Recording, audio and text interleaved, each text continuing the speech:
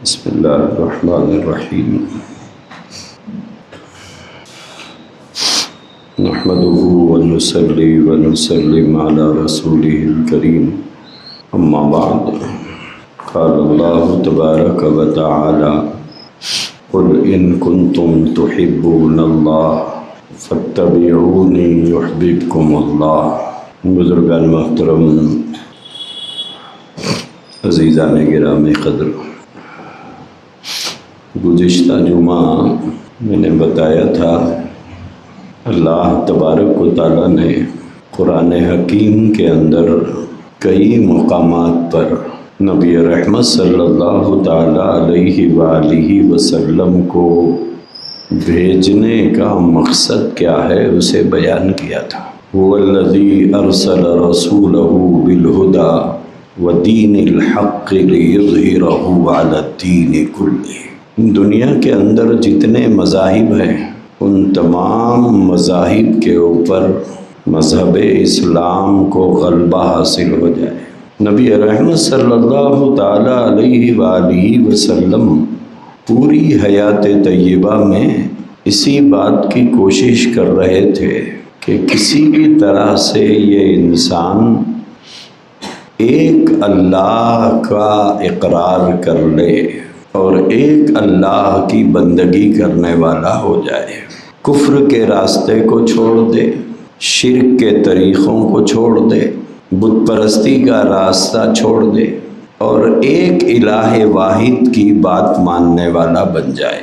ساری حیات طیبہ میں نبی رحمت صلی اللہ علیہ وسلم کی کوشش اسی بات کو لے کر تھی کہ یہ انسان اپنے رب کو پہچان لے، اسی پر آپ لگے رہے اور حضرات صحابہ کرام رضوان اللہ تعالیٰ علیہم اجمعین کو یہی تعلیم دیتے رہے۔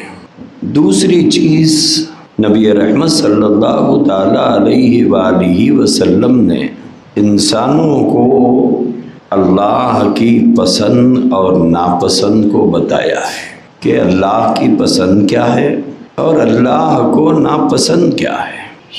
اللہ تبارک و تعالیٰ نے اپنی پسند اور ناپسند ان دونوں چیزوں کو بتانے کے لیے ہم لوگوں کے سامنے نبی رحمت صلی اللہ تعالیٰ علیہ وآلہ وسلم کی زندگی کو پیش کیا ہے۔ لَقَدْ كَانَ لَكُمْ فِي رَسُولِ اللَّهِ أُسْوَةٌ حَسَنَةٌ۔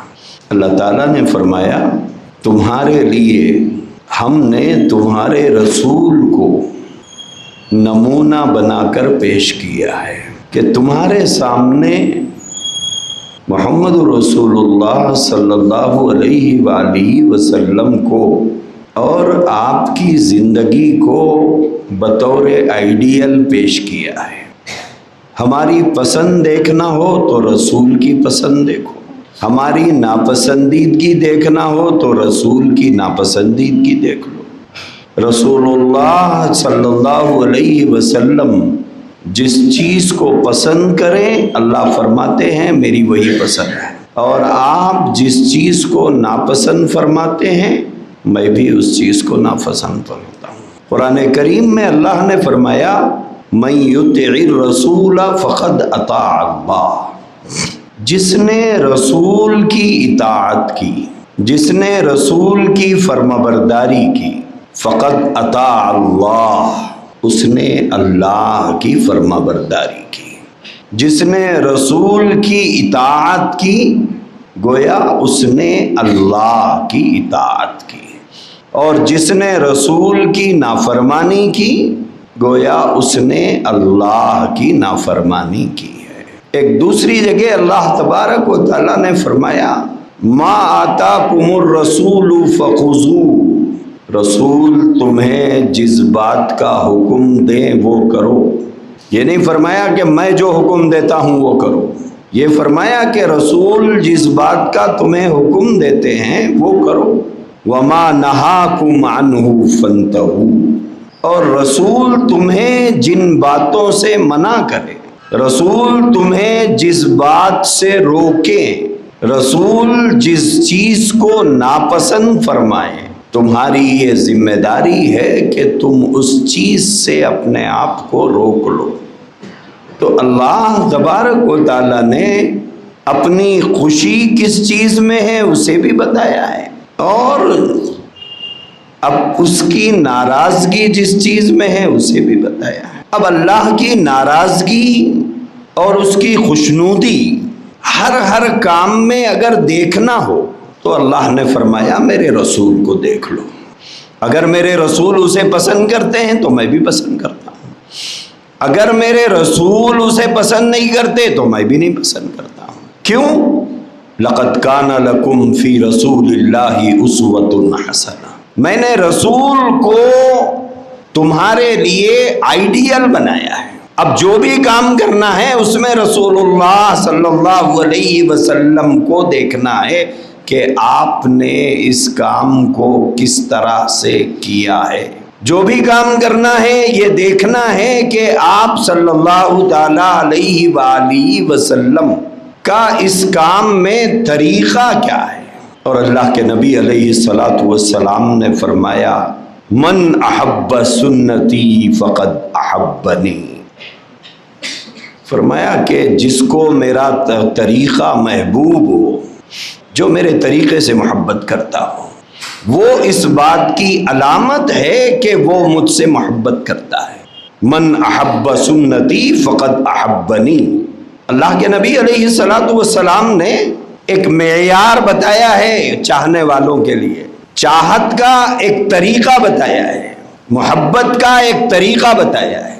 تمہیں زبان سے بولنے کی ضرورت نہیں ہے کہ تم محبت کرتے ہو، جہاں ضرورت ہو وہاں بولو، لیکن مجھ سے محبت کی علامت کیا ہے؟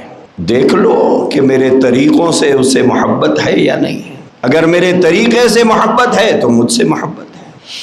میرے طریقے سے محبت ہونا ہی اس بات کا ثبوت ہے کہ اس کو مجھ سے محبت ہے، کیونکہ آدمی اسی کے طریقوں کو پسند کرتا ہے جس سے وہ محبت رکھتا ہے، جسے وہ پسند کرتا ہے، جس کے دل میں اس کی قدر ہوتی ہے، جس کے دل میں اس کی محبت ہوتی ہے، جس کے دل میں اس کی عظمت ہوتی ہے۔ تو اللہ کے نبی علیہ الصلاۃ والسلام نے فرمایا من احب سنتی فقد احبنی، جس نے میری سنت اور میرے طریقے سے محبت رکھا ہو وہ مجھ سے محبت کرنے والا ہے۔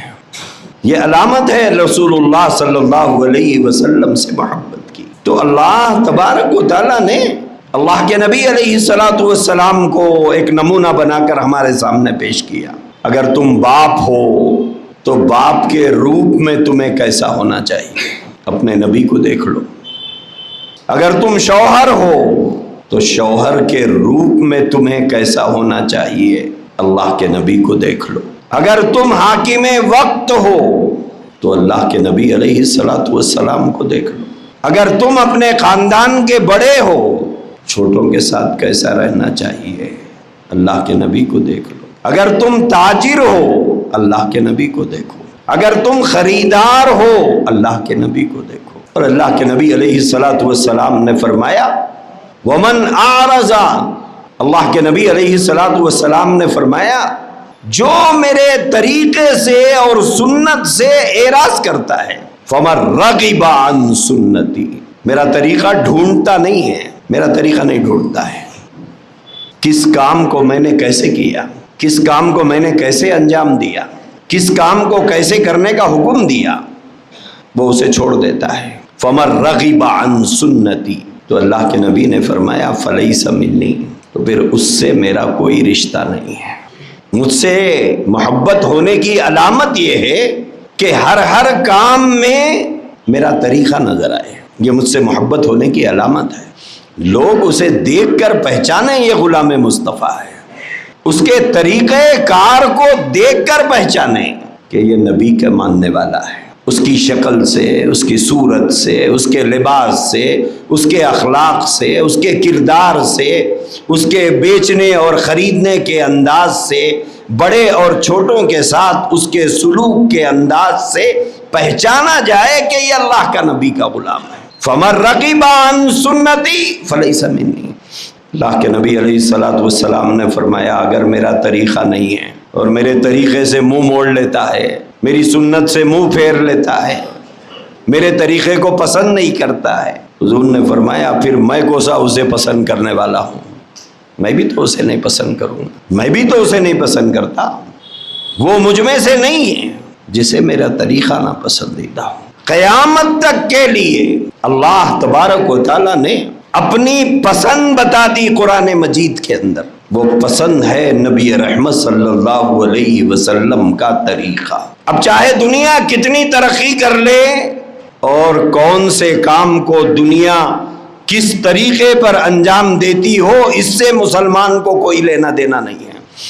اگر رب کو راضی کرنا ہے نبی کے طریقے پہ چلنا ہوگا، چاہے دنیا زمین پہ رہے یا سارے انسان چاند میں چلے جائیں، چاہے فقیر رہیں چاہے کروڑ پتی رہیں، چاہے غریب رہیں چاہے مالدار بن جائیں، چاہے جھوپڑے میں رہتے ہوں یا محل میں جا کے رہتے ہوں، اگر وہ ایک عام آدمی بھی ہو یا بادشاہ وقت بھی ہو، اس کے لیے نجات کا راستہ نبی رحمت صلی اللہ علیہ وسلم کا طریقہ ہے۔ اگر وہ یہ چاہتا ہے کہ رب مجھ سے راضی ہو، اگر وہ یہ چاہتا ہے کہ آخرت آسان ہو، اگر وہ یہ چاہتا ہے کہ جنت مجھے ملے، تو پھر اسے نہ اپنی مرضی کے مطابق جینے کا اختیار ہے، نہ دنیا کے طریقوں کے مطابق چلنے کا اختیار ہے۔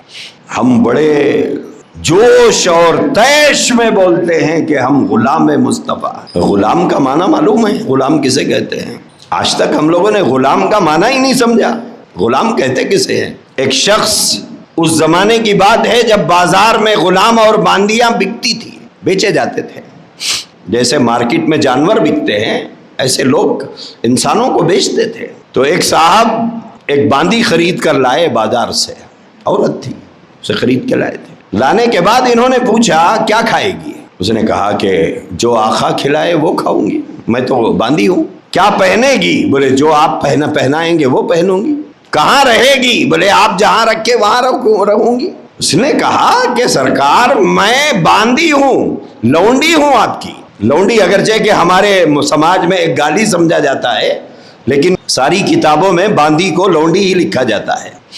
لونڈی دراصل اس باندی کو کہا جاتا ہے، ساری اسلامی کتابوں میں لونڈی کا لفظ ہی آتا ہے۔ تو اس عورت نے کہا کہ میں آپ کی لونڈی ہوں، میری کیا حیثیت کہ میں اپنی کسی خواہش کا اظہار آپ کے سامنے کروں؟ تو پھر میں لونڈی کہاں رہوں گی، میں باندی کہاں رہوں گی؟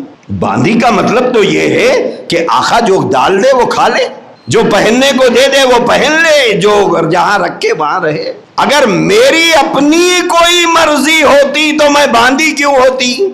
میری اپنی کوئی مرضی ہی نہیں ہے، لیکن ہم غلام مصطفیٰ ہے، مرضی پوری اپنی چلاتے ہیں، کہیں پر رسول کی مرضی چلنے نہیں دیتے۔ ہم نے دینداری یہ سمجھ لیا ہے کہ 5 وقت کی نماز پڑھ لو، بہت بڑے دیندار ہیں ہم لوگ، باقی ساری اپنی مرضی چلاؤ۔ بہت احسان کر دیا تو ٹوپی لگا لیا، اس سے بڑا احسان کر لیا اپنے آپ پر تو داڑھی رکھ لیا، اس سے بڑا احسان کر لیا تو کرتا پیجامہ پہن لیا۔ اب سمجھ لیا کہ صاحب میرے اتنا بڑا دیندار تو کوئی ہے نہیں، صرف موت آڑے ہے ورنہ جنت میرے انتظار میں ہے۔ اس گمان میں ہم لوگ مبتلا ہیں، جبکہ اللہ کے نبی علیہ الصلوۃ والسلام فرما رہے ہیں من احب سنتی فقد احبنی، جو میرے طریقے سے محبت کرے وہی مجھ سے محبت کرنے والا ہے، اور جو میرے طریقے سے محبت نہ کرے تو پھر اس سے میرا کوئی رشتہ نہیں، کوئی تعلق نہیں۔ کیا آپ یہ سمجھتے ہیں کہ مشرکین مکہ حضور سے محبت نہیں کرتے تھے؟ بہت محبت کرتے تھے۔ مشرکین مکہ اللہ کے نبی سے محبت رکھتے تھے، بحیثیت محمد انہیں کوئی اعتراض نہیں تھا، بحیثیت محمد الرسول اللہ ان کو اعتراض تھا، بحیثیت محمد انہیں کوئی اعتراض نہیں تھا۔ الصادق والامین کہتے تھے، سب سے بڑا سچا آدمی، سب سے زیادہ امانت دار، اگر تم کہو تو ہم تمہیں اپنا سردار بنا لیں، اگر تم چاہو تو ہم ہماری دولت لا کے تمہارے قدموں میں رکھ دیں گے، اگر تم چاہتے ہو کوئی حسین لڑکی تو ہماری بیٹیاں تمہارے لیے حاضر ہے۔ یہ پیشکش انہوں نے اللہ کے نبی کو کی تھی۔ ایک ہی شرط تھی، یہ جس بات کی دعوت تم دے رہے ہو یہ چھوڑ دو، ورنہ آپ سے ہمیں کوئی، آپ کی ذات سے کوئی اعتراض نہیں۔ محبت وہ بھی رکھتے تھے، لیکن اللہ کے نبی کا جو مشن تھا اور آپ علیہ الصلوۃ والسلام جو چاہتے تھے، مشرکین اس پر راضی نہیں تھے۔ اسی لیے اللہ کے نبی نے فرمایا میرا طریقہ جو اختیار کرے گا وہی مجھ سے محبت کرنے کی علامت ہے۔ اور یہ طریقہ صرف نماز روزے میں نہیں ہے، دنیا کو ہم نے صرف عبادت والا دین بتایا ہے۔ مسجدوں کو آتے جاتے لوگوں نے دیکھا ہے، بس اتنا ہی دین دیکھا ہے لوگوں نے، عبادت والا دین ہم نے دکھایا ہے دنیا کو، وہ بھی 100% نہیں۔ ہم کتنے دیندار ہیں فجر کی نماز میں آئے تو پتہ چلتا ہے، 100% محلے کی آبادی ہے اور ایک صف فجر کی نماز میں نمازی پائے جاتے ہیں۔ عبادت والا دین بھی پورا دنیا نے نہیں دیکھا ہے۔ پھر معاملات والا دین، لین دین میں دین دیکھا ہے لوگوں نے، خرید و فروخت میں ہماری دینداری لوگوں نے دیکھا ہے، ادھار لینے اور دینے میں ہماری دینداری دیکھا ہے، ہماری امانت داری اور دیانت داری لوگوں نے دیکھا ہے، دنیا نے نہیں دیکھا ہے۔ صرف ہمیں ٹوپی کرتے پیجامے میں دیکھا ہے، اور اتنا سب کچھ ہی دیکھ کر دنیا متاثر ہے۔ لیکن جب ہمارے معاملات نبی رحمت صلی اللہ علیہ وسلم کے بتائے ہوئے طریقے کے مطابق ہو جائیں، ہماری معاشرت، ماں باپ کے ساتھ ہمارا برتاؤ، پڑوسیوں کے ساتھ ہمارا سلوک، بیوی بچوں کے ساتھ ہمارا حسن سلوک، رشتہ داروں کا احترام، بڑوں کا اکرام، چھوٹوں کے ساتھ شفقت، معاف کرنے کا جذبہ، درگزر کرنے کا حوصلہ، جب یہ خوبیاں ایک انسان میں جمع ہو جائیں تو لوگ سوچیں گے کہ یہ انسان ہے یا فرشتے ہیں؟ ہم بھی تو انسان ہی ہیں، پھر ہم ان جیسے کیوں نہیں ہیں؟ نہ معاملات دنیا دیکھی ہمارے، نہ اخلاق کو دیکھی ہمارے، نہ معاشرت کو دیکھی ہمارے۔ نبی رحمت صلی اللہ علیہ وآلہ وسلم کی بعثت اور آپ کی آمد کا جو مقصد ہے، اللہ تبارک و تعالیٰ نے قرآن کریم میں بیان کیا ہے کہ ہم نے اس ذات کو تمہارے سامنے پیش کیا ہے، تمہاری زندگی ان کو دیکھ کر گزرنا چاہیے، اور ہر چیز میں جب ان کی ادائیں آ جائیں گی تو پھر میں تم سے محبت کرنے لگوں گا۔ قل ان کنتم تحبون اللہ فاتبعونی یحببکم اللہ۔ اللہ تعالیٰ نے قرآن کریم میں فرمایا اے محمد صلی اللہ علیہ وسلم ان لوگوں سے کہیے، کس سے؟ آپ سے اور مجھ سے اور قیامت تک پیدا ہونے والے انسانوں سے، قل کہیے ان کنتم تحبون اللہ، اگر تم اللہ سے محبت رکھتے ہو، اگر تمہیں اللہ سے محبت ہے، فاتبعونی تو مجھ سے محبت، میری اتباع کرو۔ یہ نہیں فرمایا کہ مجھ سے محبت کرو، یہ نہیں فرمایا کہ اگر تمہیں اللہ سے محبت ہے تو مجھ سے محبت کرو، نہیں فرمایا، قرآن ہے یہ۔ قل ان کنتم تحبون اللہ، اگر تمہیں اللہ سے محبت ہے فاتبعونی تو میری اتباع کرو۔ یہ نہیں فرمایا کہ مجھ سے محبت کرو۔ محبت کے تقاضے دوسری جگہ بیان کیا ہے، یہاں قرآن کی آیت کے اندر فرمایا میری اتباع کرو۔ اور میری اتباع کس چیز میں؟ ہر چیز میں، خالی نماز میں نہیں، خالی روزے میں نہیں، خالی زکوٰۃ دینے میں نہیں، خالی حج کرنے میں نہیں، زندگی کے ہر کام میں، تمہارے معاملات، تمہاری معاشرت، تمہارے اخلاق، تمہارا کردار سب میرے بتائے ہوئے طریقے کے مطابق ہو۔ اگر تمہیں اللہ سے محبت ہے تو میری اتباع کرو، فاتبعونی یحببکم اللہ۔ اللہ کے نبی نے فرمایا، اللہ یہ کہتا ہے قرآن میں کہ جب تم میری اتباع کرنے لگ جاؤ گے تب جا کر اللہ تم سے محبت کرے گا۔ یہ نہیں فرمایا کہ مجھ سے محبت کرو تو اللہ محبت کرنے لگ جائے گا۔ اللہ جانتا ہے محبت کے نام پر ایک دوسرے کو بہت مطمئن کریں گے کہ میں نبی کو سب سے زیادہ چاہتا ہوں، میں سب سے زیادہ نبی سے محبت رکھتا ہوں، یہ بولنا بہت آسان ہے۔ شرط درمیان میں اللہ نے ایسی لگائی، ان کنتم تحبون اللہ، اگر تم اللہ سے محبت کرتے ہو رسول کی اتباع کرو، فاتبعونی یحببکم اللہ، تب جا کر تمہیں اللہ کی محبت ملے گی۔ میری اتباع کے بغیر اللہ کی محبت نہیں ملنے والی تمہیں۔ محبت کی شرط یہاں قرآن کی اس آیت کے ٹکڑے میں محبت کی شرط نہیں لگائی بلکہ اتباع کی شرط لگائی، اتباع کرو، میری پیروی کرو۔ سب سے بڑا مجاہدہ اس دنیا کے اندر یہ ہے کہ آدمی اپنی مرضی چھوڑنا، آسان کام نہیں ہے، آسان کام نہیں ہے یہ۔ اپنی مرضی چھوڑنا، کس کے لیے؟ نبی کے لیے۔ اپنی خواہش سے دستبردار ہو جانا اور نبی کی خواہش پوری کرنا، اپنی آرزو کا گلا دبا دینا اور نبی کی آرزو پوری کرنا، اپنی خواہش کو دفن کر دینا اور نبی کی خواہش کو پوری کرنا۔ یہ ہے سب سے بڑا امتحان۔ محبت کا نعرہ لگانا بہت آسان ہے، زبان سے عشق نبی کا اظہار کرنا یہ بہت آسان ہے، حضور سے عشق کی باتیں کرنا یہ بہت آسان کام ہے، لیکن اللہ نے شرط یہ لگائی کہ بات محبت کی نہیں ہے، بات اتباع کی ہے۔ اتباع کے راستے پر جب تو نبی کی اتباع کرے گا تب جا کر تجھے میری محبت ملے گی۔ نبی کی اتباع کے بغیر اللہ اپنے آپ کی میری محبت کے اظہار کو ماننے والا نہیں ہے۔ ہوگی تجھے مجھ سے محبت، لیکن اگر تجھے میری محبت چاہیے تو پھر میرے نبی کی اتباع کر۔ کس میں؟ نماز میں نہیں، زندگی کی ہر چیز میں اپنی مرضی چھوڑنا ہوگا۔ مومن کامل اگر بننا ہے اپنی مرضی چھوڑنا ہوگا۔ اسی لیے اللہ نے قرآن میں حضرات صحابہ کرام کی تعریف کی ہے، جو ہی تعریف نہیں کی ہے۔ سہاگ رات ہے، اپنی دلہن کے ساتھ پہلی رات گزر رہی ہے، باہر اعلان ہو رہا ہے کہ اللہ کے نبی علیہ السلام جہاد میں جانے کا اعلان فرما رہے ہیں۔ اعلان ہو رہا ہے باہر، الصلاۃ جامعہ، الصلاۃ جامعہ، آؤ مسجد نبوی کی طرف۔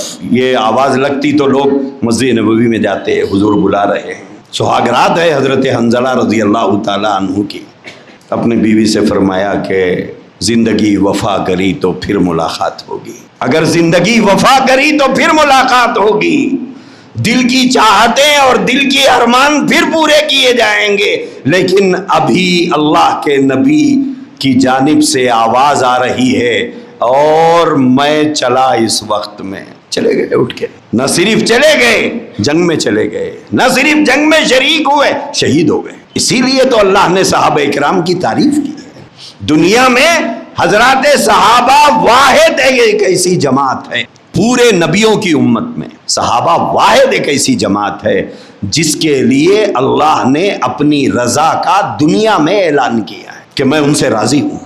یہ رضا کا اعلان نہ ابراہیم علیہ السلام کی امت کو ملا، نہ موسیٰ علیہ السلام کی امت کو ملا، نہ عیسیٰ علیہ السلام کی امت کو۔ یہ صحابہ کا اعزاز ہے۔ اسی لیے اللہ نے قرآن میں ان کے بارے میں فرمایا اولئک الذین امتحن اللہ قلوبہم للتقوی، فرمایا کہ ہم نے ان کے دلوں کا امتحان لیا ہے۔ ان کے تقوی کا معیار کیا ہے، لیول کیا ہے، ہم نے اس کا امتحان لیا ہے۔ تو حضور سے محبت کا اظہار بہت آسان ہے، اتباع اصل ہے، اتباع اصل ہے۔ بیوی سے محبت کا اظہار بہت آسان ہوتا ہے حضور، لیکن بیوی کی فرمائش کرنا کتنا مشکل ہوتا ہے۔ اللہ کے نبی علیہ السلام سے اظہار محبت بہت آسان ہے، لیکن اصل عاشق کا امتحان ہوتا ہے فرما برداری کے اندر۔ کہاں تک فرما بردار ہے؟ ہر دعویٰ دلیل چاہتا ہے، عدالت ثبوت مانگتی ہے۔ عدالت جو ہے وہ ثبوت مانگتی ہے، چاہے آپ کی شخصیت کچھ بھی ہوگی، لیکن جب عدالت کے کٹہرے میں جا کے کھڑے ہوں گے وہاں ثبوت مانگا جاتا ہے کہ ثبوت کیا ہے۔ اللہ کے نبی سے محبت کا ثبوت عمل ہے، عمل ہے۔ محبت ہونے کا ثبوت عمل ہے۔ ہر چیز میں مطلوب اللہ کو عمل ہے، کھانے میں، پینے میں، اٹھنے میں، بیٹھنے میں، آنے میں، جانے میں، سونے میں، جاگنے میں، لینے میں، دینے میں، اللہ کو مطلوب عمل ہے۔ اور صرف عمل نہیں، نبی رحمت صلی اللہ علیہ وسلم کے طریقے کے مطابق یہ ہوگا تو وہ مومن کامل ہوگا۔ یہ نہیں ہے تو پھر وہ مومن کامل کیسے ہوگا؟ تو قرآن کریم میں اللہ تبارک و تعالیٰ نے یہ فرمایا ان کنتم تحبون اللہ، اگر تم اللہ سے محبت رکھتے ہو تو اے نبی صلی اللہ علیہ وسلم ان لوگوں سے کہیے کہ وہ آپ کی پیروی کرے، آپ کی اتباع کرے، آپ کی فرما برداری کرے، آپ کے طریقے پر چلے۔ یحببکم اللہ، تب جا کر ان کو اللہ کی محبت، اللہ کی نظر عنایت نبی کے طریقوں کو نظر انداز کرنے سے نہیں ملنے والی ہے۔ بہت سے لوگ کہتے ہیں ہاں سنت ہے نا، کیا ہے، فرض ہے کیا؟ بہت سے لوگ کہتے ہیں سنت ہے، کم سے کم خاموش ہو جاتے تو اچھا ہوتا، یہ لفظ نہ بولتے تو اچھا ہوتا. جس انداز میں لوگ اسے پیش کرتے ہیں اور کہتے ہیں داڑھی رکھنا کیا فرض ہے کیا، ایسا بولتا جیسا تکبیر اولیٰ سے پہلے نماز پڑھتا کیا 5 وقت کی. فرض ہے کیا داڑھی رکھنا؟ ولیمہ کرنا کیا ہے پھر؟ وہ فرض ہے؟ ولیمہ کرنا فرض ہے؟ نکاح پڑھاؤ، بیوی کو گھر لے جاؤ، بات ختم ہو گئی. وہ بھی تو فرض نہیں ہے. صبح ناشتے میں آزو کے بازو کے 2-4 لوگوں کو بلاؤ تو کھلا دو ان کو. بولے کیا ہے؟ بولے بیٹے کا ولیمہ ہے. ہو گیا ولیمہ، تیار ہے اس کے لیے. لیکن ولیمے کے نام ولیمہ ہو رہا ہے سنت کے نام پر، اور تماشا ہو رہا ہے ولیمے کے نام پر. ہم نے نبی کے طریقوں کے ساتھ کھلواڑ کیا ہے، کھلواڑ ہے.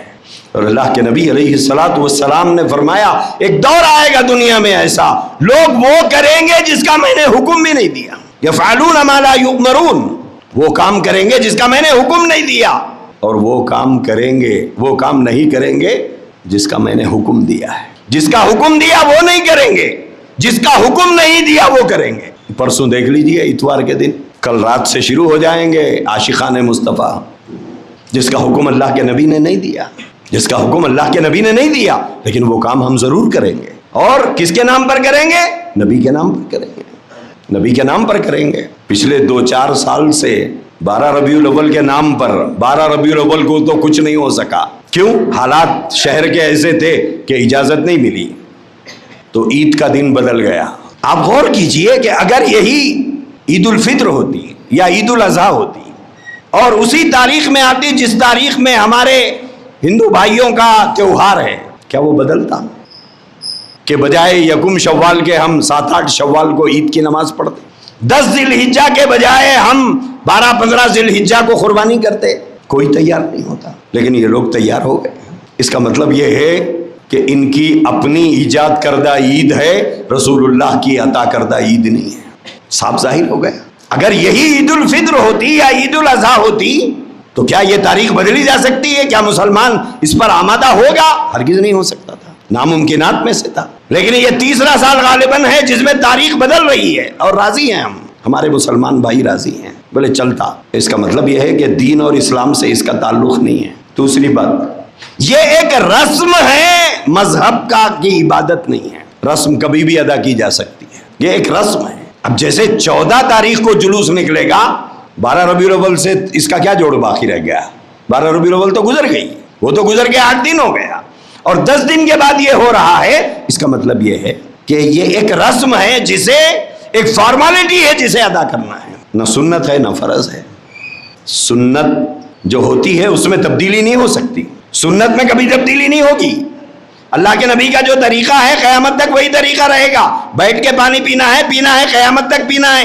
جتنے طریقے اللہ کے نبی علیہ السلام نے بتائے ہیں اس میں تبدیلی ہو سکتی ہے، اس میں تبدیلی نہیں ہو سکتی. لیکن بدعت ہر سال اپڈیٹ ہو کے آ رہی ہے. سنت اپڈیٹ نہیں ہوگی، سنت وہی رہے گی، لیکن بدعت اپڈیٹ ہوتی ہے، نیو ورژن آ رہا ہے ہر سال. یہاں کئی بزرگ بیٹھے ہوئے ہیں ہمارے، ان سے پوچھئے.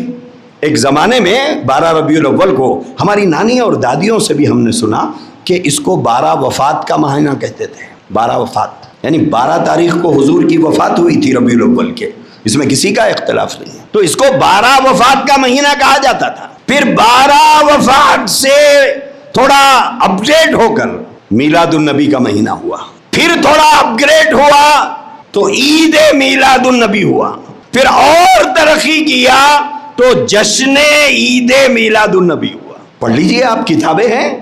اور آج سے 30-40 سال پہلے جتنے بزرگ اس عمر کے یہاں بیٹھے ہوئے ہیں ان سے پوچھئے کوئی جشن حیدرآباد میں منایا جاتا تھا یا کوئی ریلی نکلتی تھی؟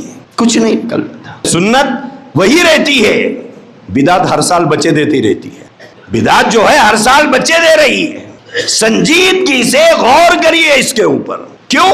سنت میں آپ نہ ایک قدم آگے جا سکتے نہ ایک قدم پیچھے ہٹا سکتے. بدعت کیونکہ اس کے اطراف دائرہ نہیں ہے شریعت کا، رسول اللہ صلی اللہ علیہ وسلم کی ہدایات نہیں ہے، لہذا وہ بے لگام ہے. اس لیے دوستو غور کرو اس چیز کے اوپر. اللہ کے نبی کی سنت پر چلنا یہ ہمارے لیے نجات کا راستہ ہے. اور بدعت، اللہ کے نبی نے فرمایا کل بدعت ضلالہ، ہر بدعت گمراہی ہے. وکل ضلالۃ فی النار، اور ہر ضلالت جہنم میں لے جائے گی۔